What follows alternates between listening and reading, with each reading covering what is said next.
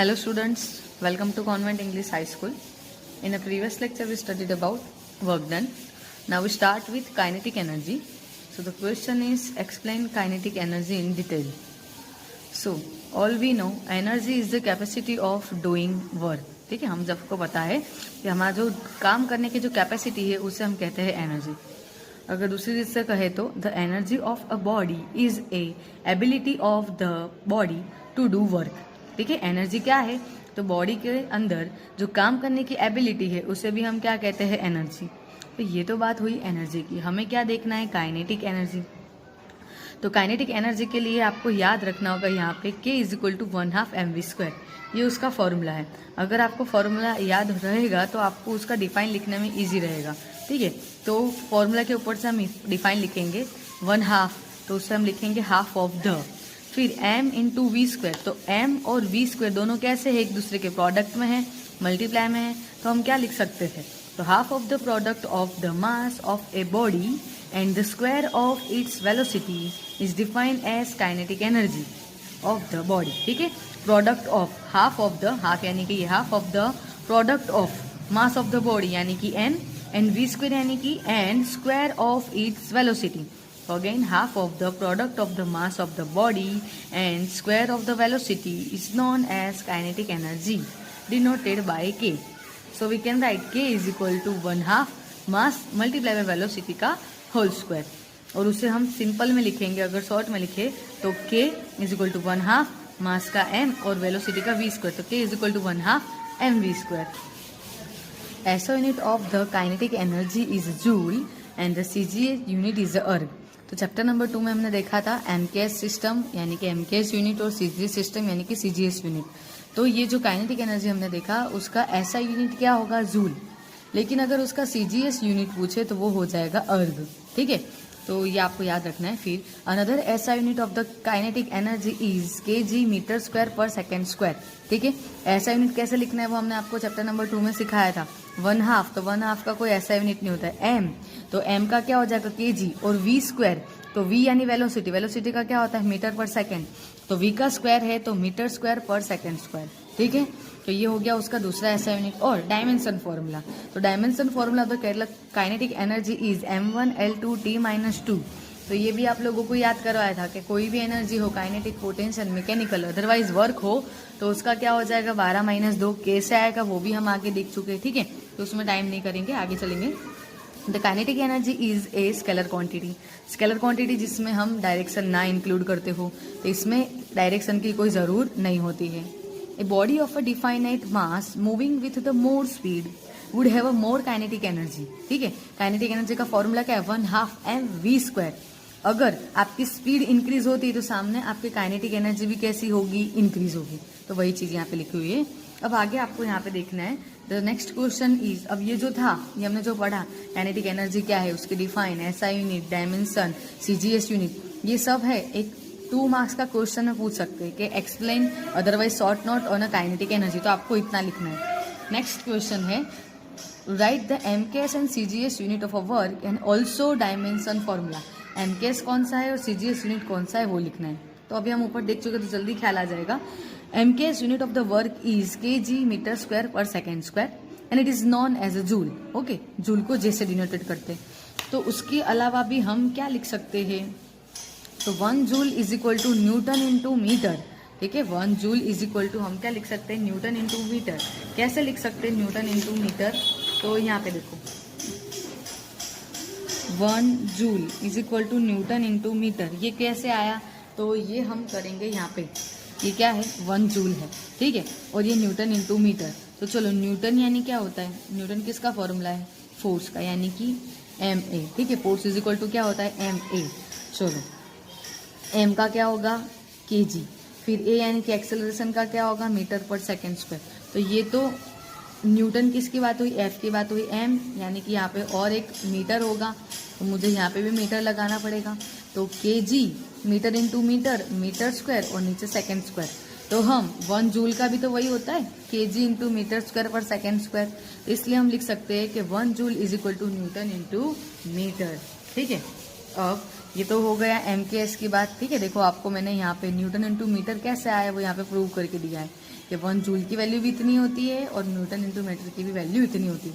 बस जो एम के एस में देखा वही सी जी एस में देखना है, ठीक है। तो ये हमारा है C G S unit of the work is, CGS unit of the work is G यानी कि gram into centimetre square per second square and it is also known as erg. तो आपको ये याद रखना है, ठीक है, कि जो वर्क है उसका CGS यूनिट ग्राम into centimetre square per second square है, जिससे हम अर्ग भी बोलते हैं। वर्क की जगह पे आप एनर्जी भी लिख सकते हो, क्योंकि वर्क एनर्जी दोनों कैसे है, सेम है, दोनों के ऐसा यूनिट, दोनों के डायमेंशन सब कुछ सेम है, ठीक है। तो वर्क जैसे हमने यहाँ पे 1 joule is equal to newton into metre लिखा था, तो वो MKS में था, तो जूल का CGS क्या हो जाएगा, तो जूल का CGS होगा अर्ग, ठीक है। न्यूटन इंटू मीटर, तो न्यूटन का हो जाएगा CGS डायन और मीटर का CGS हो जाएगा सेंटीमीटर। तो आप लिख सकते हो 1 अर्ग इज इक्वल टू डायन इंटू सेंटीमीटर।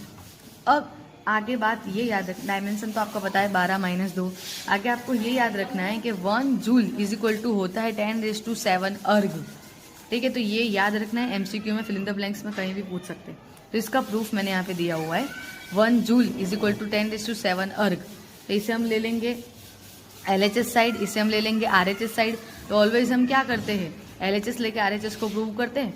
तो 1 जूल यानी क्या होता है 1 kg metre square per second square, और मुझे ये प्रूव करना है। चलो इसका यूज करेंगे। 1 kg अर्ग किस में होता है, CGS में, तो ये जो MKS है उसे मुझे कहाँ कन्वर्ट करना होगा, CGS में। तो 1 kg इज इक्वल टू हाउ मच ग्राम, तो 10⁻³ ग्राम। इसी तरह से मीटर स्क्वायर के लिए क्या करेंगे, 10⁻² सेंटीमीटर, ठीक है।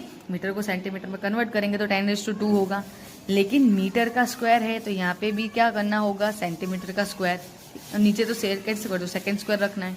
अब 10⁻² वाले को साथ में करो, तो 10⁻³ ग्राम, 2 2 जा 4, तो 10⁻⁴ centimetre square per second square. अब ये जी को भी हम साइड में ले लेंगे और 10⁻² वाले को साथ में लेंगे, तो 10⁻⁴ एंड 10⁻³ तो क्या हो जाएगा 10⁻⁷ ग्राम into centimetre square per second square.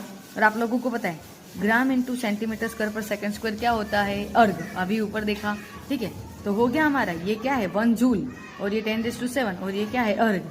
So we can write और we can say 1 joule is equal to 10⁻⁷ अर्ग, ये आपको याद। Next is explain work energy theorem.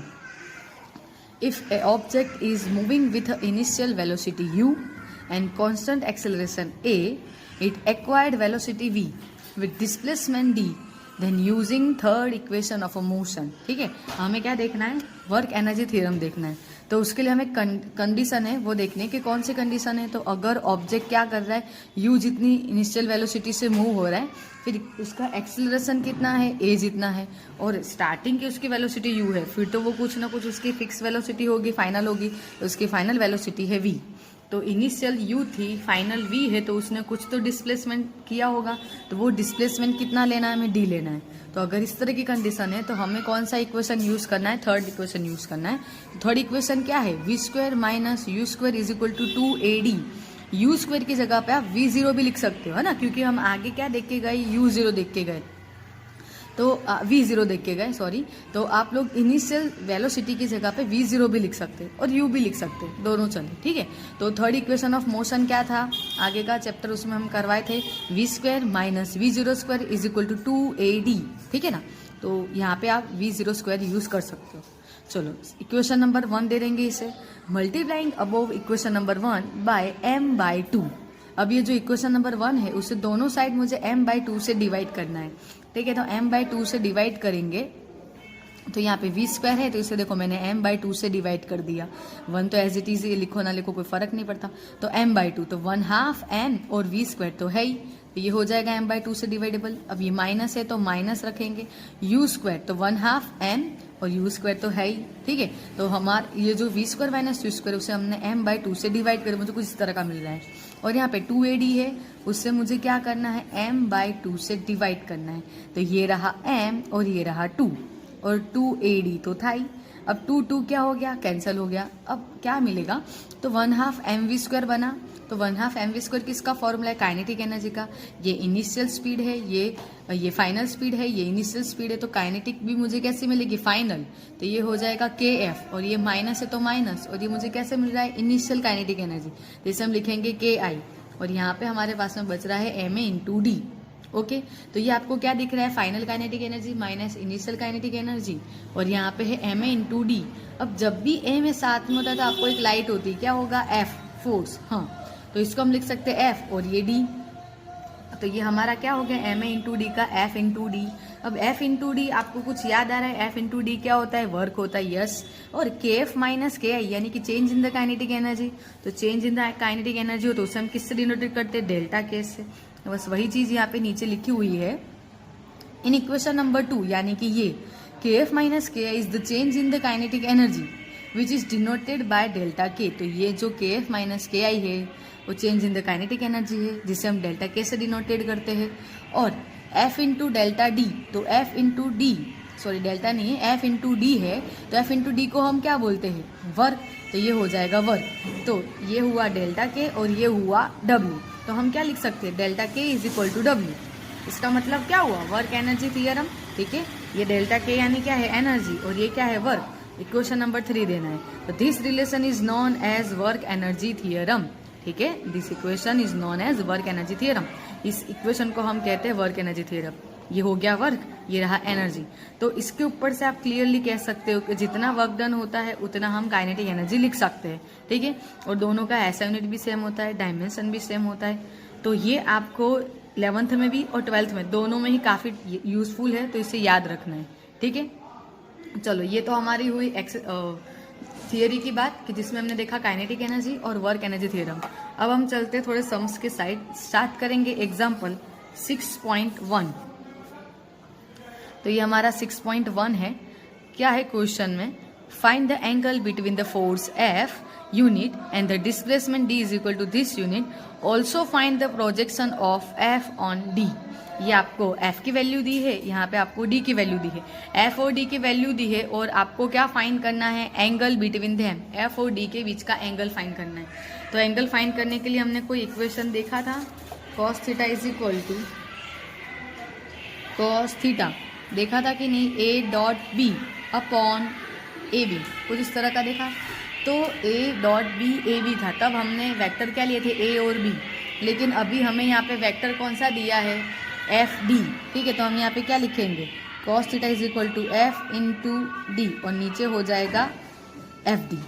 ठीक है, क्लियर। चलो, तो पहले तो यहाँ पे देखना है, पहले मुझे क्या चाहिए, एफ इंटू डी, इन दोनों की वैल्यू चाहिए, और एफ की वैल्यू और डी की वैल्यू। तो मुझे 3 वैल्यू पहले फाइंड करनी होगी। तो पहले हम एफ डॉट डी यानी कि स्केलर प्रोडक्ट देख लेंगे। एफ की वैल्यू ये दी है, सेम ऊपर से मैंने यहाँ पे लिख दी है, और डी की वैल्यू ये है। ठीक है, अब मुझे फाइंड करना है एफ डॉट डी। तो ये एफ की वैल्यू डॉट ये डी की वैल्यू। अब क्या सिखाया था, I dot I 1, J dot J 1 and के डॉट के 1। तो यहाँ पे देखो 3 का मल्टीप्लाई, 3 आई कैप का मल्टीप्लाई किसके साथ में करना है, 5 आई कैप के साथ में। तो 3 5 जा 15, आई डॉट आई 1, 15 मल्टीप्लाई 1 यानी 15। तो ये आया आंसर 15। ठीक है, अब ये 3 का मल्टीप्लाई अगर 4j के साथ में कर रहे हो तो आई डॉट जे क्या हो जाएगा, 0, तो वो 0 हो जाएगा। अब ये 3i का मल्टीप्लाई 3k के साथ में करोगे तो आई डॉट के क्या होता है, 0, तो ये 0। तो इस 3i का इन लोगों के साथ में मल्टीप्लाई, आंसर मुझे मिल रहा है 15। उसी तरह से 4j का मल्टीप्लाई i के साथ में करोगे तो 0, फिर 4j का मल्टीप्लाई j के साथ में करोगे तो j डॉट j यानी 1 एंड 4 4 जा 16, तो ये आया 16। फिर j कैप का k कैप के साथ में मल्टीप्लाई करोगे तो अगेन 0। उसी तरह से 5 का i के साथ में करेंगे, 5 कैप का i के साथ मल्टीप्लाई तो 0, j के साथ में करेंगे तो 0, लेकिन 5 कैप इंटू 3 कैप तो 5 3 जा 15 प्लस माइनस माइनस तो ये माइनस 15, k इंटू के 1। ठीक है, तो सिंपल याद रखना है, 3 5 जा 15 आई डॉट आई 1, 4 4 जा 16 j डॉट j 1 एंड 5 3 जा 15 plus minus minus k dot के यानी 1। ठीक है, अब ये प्लस 15 माइनस 15 कैंसल, तो आपके पास में सिर्फ क्या रहेगा, 16। So F dot D is equal to 16 unit. चलो, ऊपर का तो हमने फाइंड कर लिया, नीचे क्या है, एफ और डी था, तो मुझे एक एफ की वैल्यू फाइंड करनी है और डी की वैल्यू फाइंड करनी है। देखो यहाँ पे दिख रहा है ना, एफ और डी, ऊपर वाली तो हमने फाइंड कर ली, अब एफ डी फाइंड करना है इंडिविजुअल।